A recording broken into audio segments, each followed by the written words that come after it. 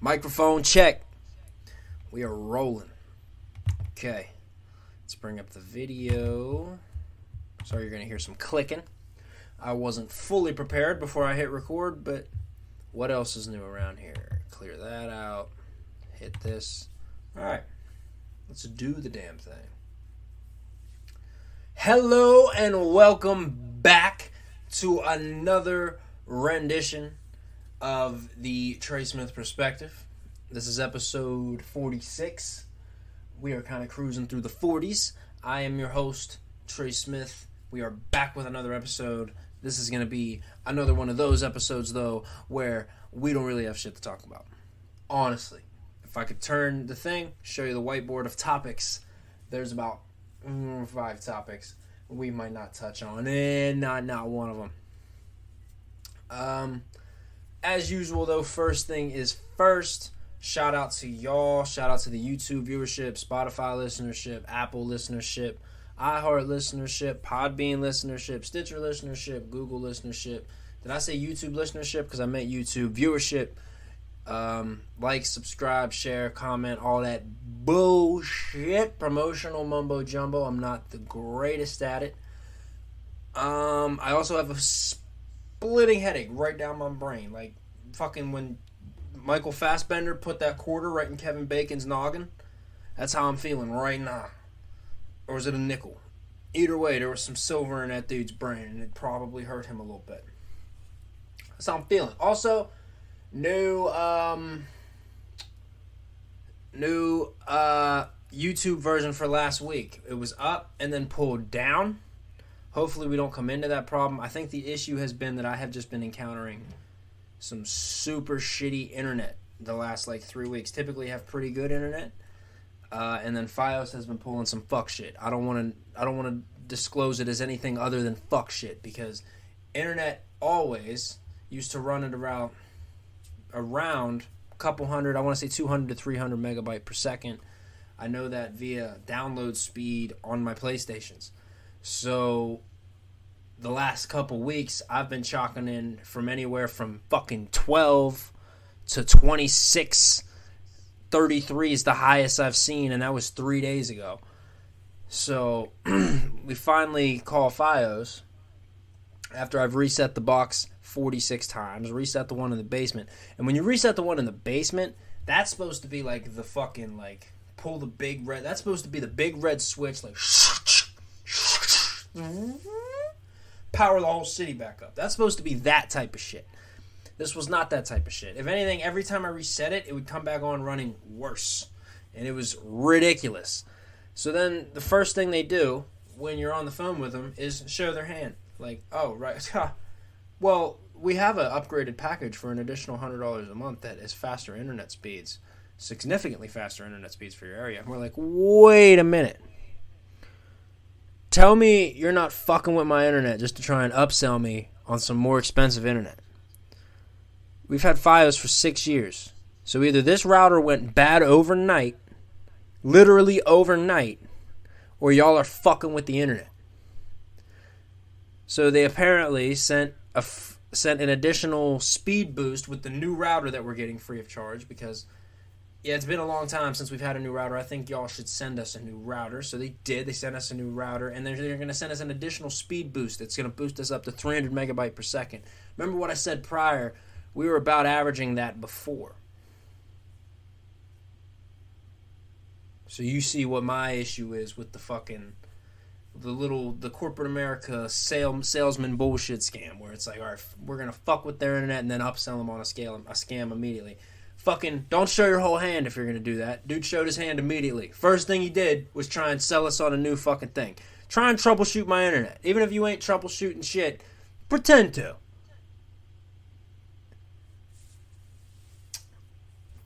Taking me fucking 5 days to install anything on the PlayStation. I'm watching HBO Max, something cuts out, Netflix falls out, my fucking phone has the slowest Wi-Fi speeds. Now, none of this would be that big of an issue if, where I lived, the cell phone service wasn't dog shit. So if you don't have any cell phone service, iMessages aren't getting through. at least 60 to 70% of your calls are getting dropped or not even getting received, or like you'll get messages 20 to 30 minutes later. It's quite annoying. So the internet has to be on its P's and Q's. Internet has to be up and firing. It has to be rolling. Can't be clocking in a fucking 12 megabyte per second. And it took so long just to upload the audio for the podcast last week. I'm just doing the audio on Friday morning, just trying to upload it, and it wouldn't process the artwork or the audio itself for about 30 minutes. I was damn near late for work because I was just sitting there like, come on. Thought I was going to have to unplug everything, pack up my laptop, take it to work just to try and upload the pod. Absolutely ridiculous. So hopefully we don't run into that problem this week. We will see. We're going to keep rolling with these punches as we get them. Again, I mentioned last week my work schedule in the upcoming weeks is going to be changing, so I don't know how that's going to affect the pod or my mood or all three will come together and create some crazy cynical clusterfuck. Excuse me. Anywho, not too much from music. Tank dropped an album. I didn't listen to too much of it because I really hadn't been listening to shit. I'm training a new guy at work, so I haven't been able to listen to music at work really. And when I've been at the gym, that's just like when you're at the gym, you only listen to like a select, like there's a few genres that you like at the gym, and you tend to listen to those at the gym. You're not really listening to like new music at the gym. That's not the place for new music. Maybe if it's from an artist who typically puts out like good workout music. Like I listen to a good bit of that Game album at the gym, for example. A good bit of Kevin Gates album at the gym, Logic. It's rap albums, rock albums, etc. But even then, sometimes not good scenarios. So off music, I guess we'll pivot to sports. Only for this brief PSA. Because of course, Football Talk with Matt and Trey is coming back to YouTube and on any mobile device or fucking gaming station or smart TV near you, dude. Do it. Watch it. Like, subscribe. Trey Smith TV. But yeah, just a quick PSA that Kendrick Green stinks. For those of you who do not know, Kendrick Green was drafted by the Pittsburgh Steelers last season. Played center. Stunk. This season has been moved to guard. Stinks is all I'm going to say. Steelers offensive line is going to stink again because this dude's hands, his feet, his technique, it's all shit. Super slow. It's like on slow mo. Dudes are just literally running right by this guy. Sprinting into Kenny Pickett's face. Everyone's giving Kenny Pickett all this praise. I'm like, dude, the offense looks exactly the same as it did last year every time Kenny's in. Because that's how it has to look if the ball's coming out to the right guy, because you literally have no fucking time with this offensive line. That's my only PSA. We're going to get off sports. But, like, my gosh. All right, what about some of these docs? Yeah, not many movies this week, just docs. The only movie thoughts I had this week were I saw some alleged leak plot outlines for what the Madam Web movie might be over at Sony, and I don't know what the hell's going on, but I hope that's not right, which it's Sony, so it probably is. But I don't know what they're doing over there. They're going to fucking fuck that up. So, we'll get into the main docs that we watched. First of all, that Manti Teo doc. If you're not familiar, Manti Teo was, I believe I just said Manti. I don't think that's right. It's Manti Teo. He was a Heisman finalist, linebacker for Notre Dame. I can't quite remember what year he was drafted. It was around 2011, 2012, somewhere in there, I want to say. He was catfished, one of the first major public figures to be catfished. And really, it affected his career, and a lot of people, you had to figure it affected his emotional and mental state, but really, we didn't know to what extent until this came out. A lot of us owe Manti Teo an apology. That's kind of been a consensus I'm seeing around everywhere, is that a lot of people, myself included, owe Manti Teo an apology. When I was a kid, I don't necessarily think I was on the he's gay train. I didn't realize just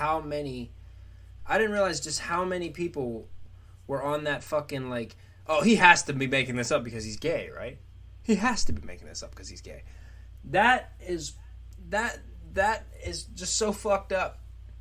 No, nobody could fucking, because I guess catfishing wasn't a thing, but nobody could like put themselves in this kid's shoes, practice any type of empathy. Like it's blowing my mind. All the facts are running to my mind. Like he thought he saved her life. She did this shit the same day his grandma died, or like 2 days after his grandma died, or some shit. What? And then it seemed like, I don't want to say he cared about the shit more than his grandma dying, but he kept talking about that shit. Like, he kept talking about, I lost my girlfriend. And then, after she faked her death, no, listen, so I'm jumping all over the place, but it's just so fucking, it's so great. Lene Kakua. So she fakes her death. It's like faking that whole thing, like, and then is like passing the phone, like doing like, hey yo, yeah, bro, it's her brother. I just don't know if she gonna make it. That is some sick shit. That's some sick shit. Talented individual to pull this off. They kind of kept showing you that, like, I forget what fucking homie's name was. Renata, I think was his name. Her name. They kept kind of showing you, like, yeah, you got some skills, got some talent. He just starts out, just like, yeah, I'm the starting quarterback, just throwing touchdowns, a little bit of singing, like, got some pipes, like, fucking, like, all right, it's talented. So they're laying out, like, this individual is talented. Clearly. Multiple personalities and shit. Like, it was crazy watching the switch. Like, oh my God. Anyway. Feel so bad for Manti. On the other hand, I'm kind of side with Manti's dad, where it's like, you didn't meet this girl. You didn't meet this girl not one time. I hope you met this girl. Manti was like, yeah, of course I met her. That to me highlights like how much of like, even though he was a beast on the field, how like shy he was outside of that when it came to like social squares and social interactions. Because why else would a guy who had all this going on, you can't tell me he didn't have plenty of like chances at any type of action off the field or any type of social hangouts or any other type of interactions, not even just sexual, off the field. How did he continue to indulge in this and it became as bad as it became? So then after the hospital thing, his grandma dies, and then I guess she like gets pissed because she ain't getting the attention she wants, and she fakes dies, like just flat out dies, and then he calls as her brother and is like, yeah, bro, she gone. That's so fucked up. He's like, I did not mean for it to have the effect on him that it had. What the fuck did you think was gonna happen? What in the hell did you think was gonna happen? His grandmother just died. He's always, like, it opens with Manti being like, yeah, I'm all faith, family, football. Those are the three pillars. Like, yo! What did you think?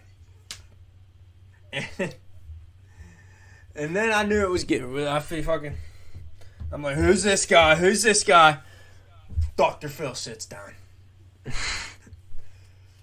The FBI agents, they're saying that there's a 1 in 10 billion possibility that you are the person on these tapes as this voice saying these things to Manti. So I feel it's only right for the general public to say something, sing something, read something in that voice so we can somehow believe that you are capable of doing such things. And he's like, yeah, word, I feel you. Okay, I can see that. And then, like, right after, like, yeah, I just went to the second night, and then the cafeteria, and it's like, oh my god! How the fuck? Why the fuck? Poor Manti. And I ain't never heard Manti Teo talk this much. Like, Manti's just wearing the emotion on his face. Like, and I really wish Renato would have shown a little bit more contrition. Like, for real. I'm not cool with how much of the, like, I'm not a bad person. Like, she just kept saying. And I was like, yo, what the fuck do you mean? This shit, that shit almost won him the Heisman. Like, that, the girlfriend and the grandma dying and then going to the fucking championship or whatever, even though they got smacked, and then them getting smacked in the championship, it almost wrote a fucking headline to the Heisman. I didn't know none of this. Like, I didn't know the in-depthness of it because, as you know, I've said it on here all the time, I don't really pay attention to college football. So I didn't know anything about Manti Teo until around the time of the combine and the draft when all this shit exploded about him having a fake girlfriend. And then all these dudes, I forget what was the outlet that fucking that ended up exposing him? It started with a D. They were like, yeah, we just wanted to point out the fact that ESPN and Fox and none of these major outlets fact check anything, and what ended up being the fucking main story was they kept asking us if we think this guy's gay or not. Well, yeah, Peter. Welcome to America, where we just care about who you're boning. That's pretty much it. But yeah, the Manti Teo doc, absolutely insane. It stayed with him. He was like the first 3 years in San Diego with the Chargers were like miserable. He said he was never confident in himself. That shit fucked with his confidence for years. This is an athlete playing at the highest level, and Manti Teo played well. Like, he's still in the league, so like to stay in the NFL for years after year after year. I believe Manti Teo is still with the league. Is he still with the Saints? Let's find this out. Is Manti Teo still with the Saints? He signed with the Saints in 2018, I think. No, he retired. He retired, and it just said he played in the NFL until 2021.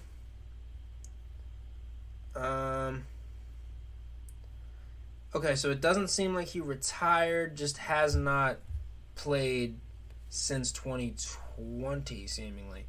Was on the Chargers until 2016, Saints until 2019, Bears 2020. So that means that doc must have been made and then just sat on for like 2 years, which I don't even doubt. But like, that's crazy because the last thing they showed in the doc was him as a Saint. Anyway, definitely check that the fuck out. That Manti Teo doc is insane. The next doc to check out, the Trainwreck Woodstock 99 doc on Netflix. There's 2 Woodstock 99 docs. There's one on HBO Max, and there's one on Netflix. Now, what I'll say about the HBO Max one is that it more so highlighted like the grotesqueness of that event towards the women that attended the event and how like fucked up it had to have been for the women at the event. HBO Max did a good job of highlighting that and highlighting more of all of the acts. The Netflix one kind of really steered it towards like all of the rock acts are the reason that the shit happened. Like in the Netflix doc, they completely leave out DMX, Rough Riders, Alanis Morissette, all that shit. And it's basically just Kid Rock, Limp Bizkit, Korn, all the new metal rock bands, that Red Hot Chili Peppers, just all that shit. No, they did show the one dude, the British guy with the very eccentric shirts, Fatboy Slim or something. Any hoozle. That doc, absolutely fucking crazy. Absolutely crazy. The guy the character that was putting this event together, John Scher or whatever that dude's name is, what a character. The whole time through both docs, I just kept finding myself just leaning back going, John! What are we doing, John? You can't say that in this situation. What do you mean, John? I also felt like... can we just talk about how horrible Limp Bizkit is? How the fuck how did anyone at any point listen to Limp Bizkit or Fred Durst? What kind of music is that? I want to roar, then I'm going to with a chainsaw, and then I'm going to...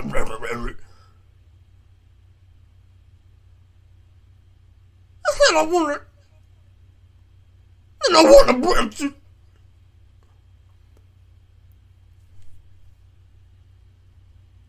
What in the fuck are we doing? What is interesting, and what I will say in regards to the fucking Limp Bizkit thing, because both docs did try to like blame Fred Durst and Limp Bizkit for how bad it started to really get. Because when it started getting bad, visibly bad from the stage, Fred Durst was like, alright, yeah. Y'all are riding fucking planks. Y'all are wave surfing on top of planks. That's fucking dope. Or y'all are breaking shit. I'm going to play a song called Break Some Shit. Or something. And then I'm going to fucking jump into the crowd and incite more fucking craziness. And then soon as he gets off stage, he just goes, dude, it's not our fault. And then just bounces. Dude, it's not our fault. And then just leaves. I didn't appreciate both docs literally making me listen to like a whole Limp Bizkit song though. I didn't fucking need that. I did not fucking need that. Limp Bizkit stinks. And I'm gonna say it. I'm gonna say this one too. Kid Rock fucking stinks. Stinks. That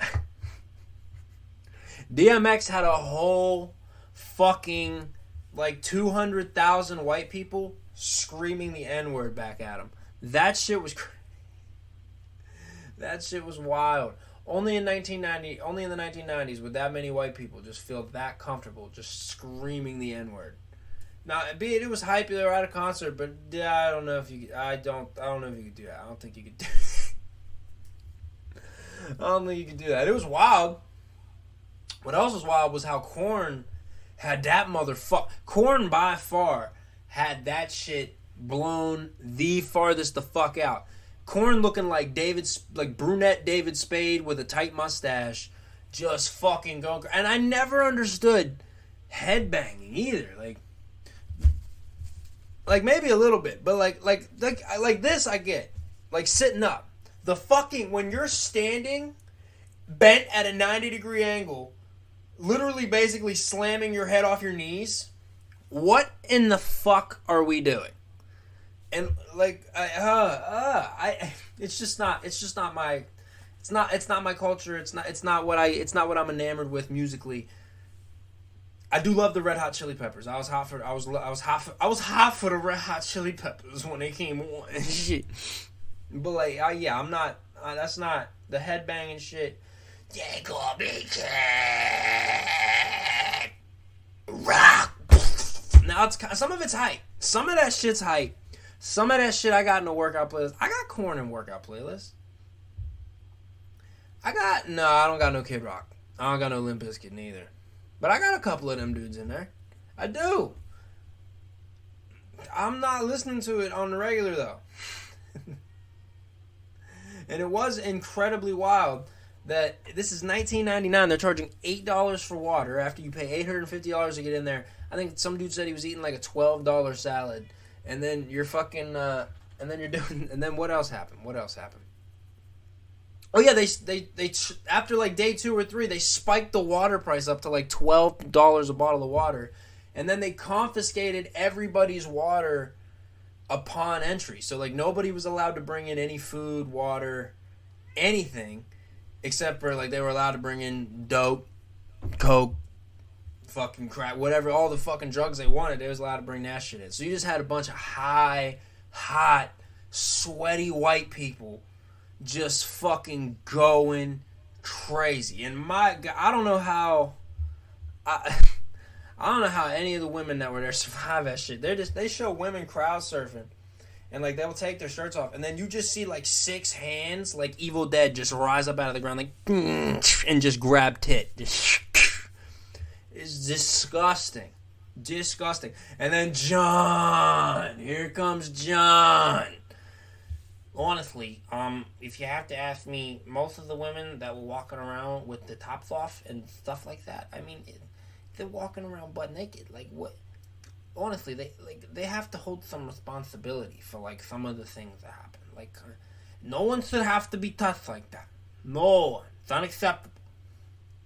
But like, they have to know. Like, you're walking around like this, something like that could happen. It's like, oh, John, you can't say that. And then him just melting down at the event. Him at the podium at the event, just completely melting the fuck down.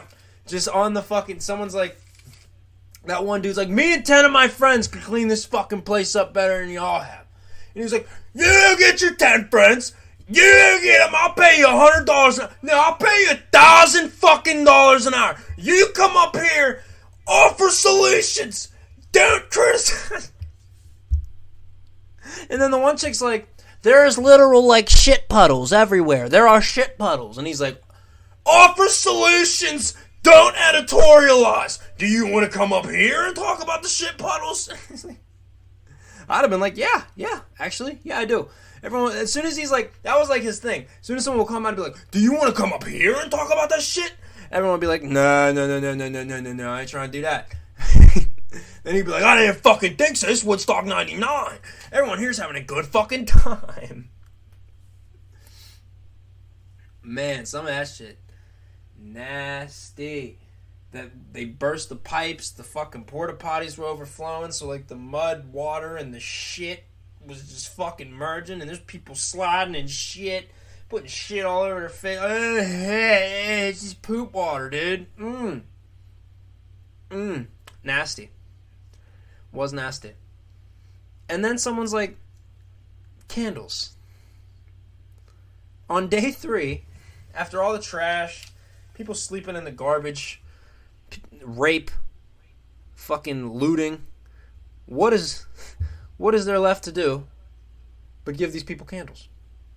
Now in the Netflix doc, it says the candles were Michael's idea, but in the HBO doc, it highlighted that the anti-gun people were the ones that gave out the candles. Now, Michael could have been, I don't know if Michael and the anti-gun community had, like, the people that were at the event passing out the anti-gun stuff. I don't know if Michael was directly involved with that. The Netflix doc made it seem so, but the HBO doc was like, it's just this group of kids just trying to, the one people there that were trying to do something out of the right space in their heart. Give out these candles to hold a vigil for the Columbine shooting. Not a good idea. Not a good idea. No, let's not do that. Now, it did look dope when the Red Hot Chili Peppers were playing Under the Bridge and the whole fucking sea just has their candles up. That was awesome. What wasn't awesome was they wanted an encore, so the Chili Peppers come back on, and the lead singer's like, yo, there's fire over there. That's not good. That's not okay. Yeah, this is Fire by Jimi Hendrix. And then just gets everyone else more crazy about the fire. And then more fire happens. And then these fucking trucks are blowing up. Crazy. Crazy. Me personally, I'd have dipped after day one. I'd have been like, oh, whoa. We have to stay here? Bro, I'm not. We gotta do what? It's how much for a... Nah. Oh, shit. I'd be like, when's Korn coming out? I'd be like, alright. Day 2? No. Not fucking staying. What's the day 1 lineup? Alright, we'll stay through right here. And then we're gonna leave right in the middle of this so that we don't hit any traffic, because there's gonna be other people leaving. That would be me at Woodstock 99.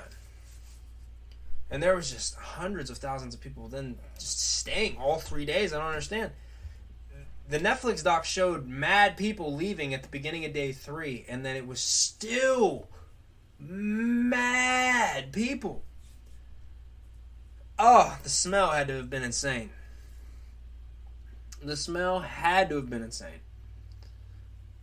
Highly recommend checking that out. I highly recommend checking out both docs. Because the gems from John in both docs. It's absolutely insane. I love in the Netflix doc they do a good job of like, we did not have this under control. This was not properly planned. Nobody was on board. And then it cuts to John and he's like, everybody was on board. Everybody was all for it. We all thoroughly planned it out.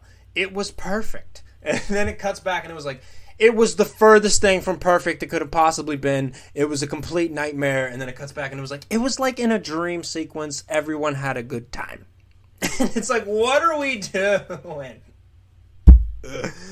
Excuse me. Definitely check that out.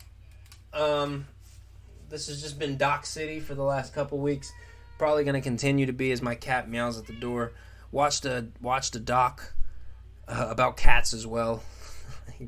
How cats interact or what like cat interactions mean. None of it explained why my cat is meowing at my door while I'm trying to pod. He left me alone for 30 fucking minutes, I guess. But we've hit 30 minutes. I didn't think we'd hit 30 minutes with this brief array of pod topics, but sure enough, we have. What else can we get into? I really don't have much to get into. Again, I haven't seen any new movies.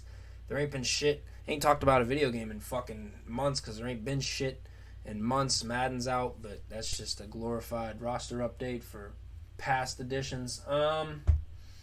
Anyway, I think that's it, man. I think we'll get out of here. Sorry if this was a lower tone, not as up and bouncy, kind of a more boring episode, but still pounding, still churning these things out, still pounding away, still chipping away. I was real happy with last week's episode, right? So I finished recording. I'm real happy with last week's episode. I take the fucking headphones off, I put them down, I stand up, and my fan's still on. It was on the whole time I was recording last week. So I fucking immediately sit down, open the thing up, start listening to it. All I hear is, and I'm like, ah. And on top of that, the YouTube version fucks up, which I wasn't even aware it fucked up. I got a DM on IG at like fucking 3:30 in the morning. I was like, yo, YouTube audio fucks up and then just completely shuts off in the middle.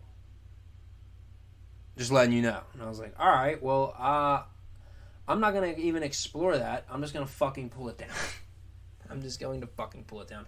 I might upload the audio and the video onto YouTube from now on until I solely get the video just like not fucking up, because it's fucked up a few times in the last couple weeks.